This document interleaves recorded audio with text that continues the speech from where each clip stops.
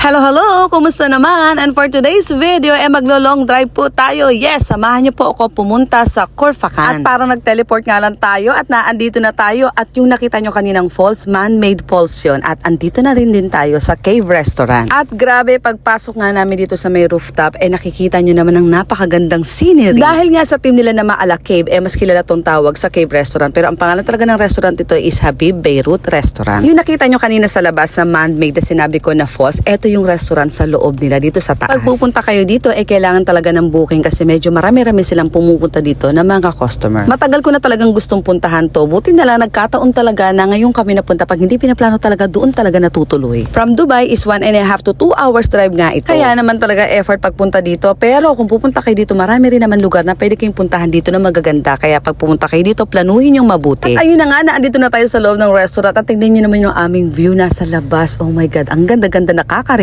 Hindi nga masyadong maraming tao dito ngayon kasi nga naman summer, pero for sure ngayong winter na darating, my God, pupunuin na naman talaga ng tao itong kanilang restaurant. Mostly Arabic nga yung mga food na sinaserve nila dito, pero pwede rin naman natin kainin. Ma-appreciate din natin yung food nila. At ang laki din ng kanilang mga serving. Tingnan nyo naman itong tinapay na tumalaki pa sa aking mukha. Pagdating naman sa price, nag-range ng 20 dirhams and above yung kanilang mga menu. Soft drinks nila, 14 dirhams at yung kanilang kape, mga nasa 18 to 20 dirhams. Siguro enough na yung mga tig 60 to 70 dirhams per head papupunta kayo dito kung snacks lang naman. At grabe, ayun na nga, hindi talaga ako makaget over sa view namin dito kasi tignan nyo naman. Iba din talaga ang vibes dito. Ang galing na naisip nila. No? Imagine, no, bundok lang to tapos ginawa nilang restaurant nito na may team na cave. Kaya kung bet nyo rin pumunta dito, i-search nyo lang ang Habib Beirut Restaurant dito sa may Corfacan. Then after namin kumain, syempre sinulit namin ang view dito. Nag-picture at video din tayo for the reels. Wala nga pala silang sariling parking sa kanilang restaurant pero sa harap, pwede kayo mag-park. At punta naman tayo dito sa harap at sa baba ng kanilang restaurant kasi naandito ang man-made na falls. So ayun lang, share ko lang. Sana nagustuhan nyo ang vlog na to. Makita-kits tayo next time. Don't forget to follow. Bye-bye!